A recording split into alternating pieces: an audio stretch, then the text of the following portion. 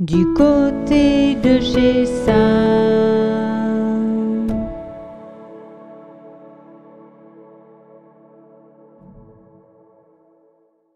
Bienvenue du côté de chez Sam. La guerre des boutons, roman puis film, a également été adapté en BD par Mathieu Gabella et Valérie Vernet.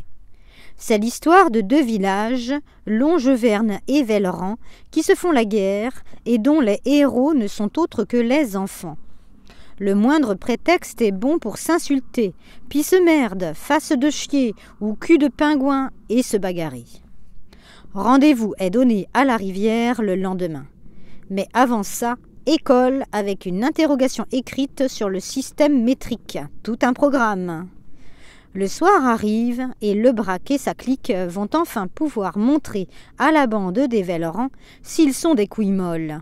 Ils donnent l'assaut tout nu avec une passoire sur la tête comme seul habit et des légumes et autres œufs pourris en guise de missile. C'est la stupeur chez l'adversaire qui s'enfuit, mais un Velleran qui n'a pas été assez rapide est fait prisonnier. La sentence est terrible. On découpe tout ce qui dépasse, bretelles, lacets et boutons. Les Velleran veulent leur revanche. Les Longevernes les retrouvent à la rivière, amputés d'une partie de la troupe retenue en col à l'école. Cette fois, c'est Lebrac qui est fait prisonnier.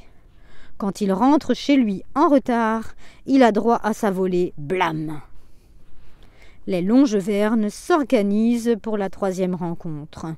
Une réserve de boutons, des catapultes pour balancer des fourmilières et retenir le cours d'histoire, surtout qu'il est question de Napoléon, un grand stratège. Cette dernière bataille se déroule en 3 actes. On se croirait au théâtre. Acte 1, bilan de la situation, présentation des combattants, adieu des fiancés, prémices du combat et discours du général. Acte 2, le combat avec les civilités de routine, puis l'attaque aux fourmis rouges. Acte 3, la victoire. Mais la réserve de boutons a été découverte par le maître d'école. Ça va chauffer pour les plumes de nos héros de Longevern. On ne peut pas gagner sur tous les plans.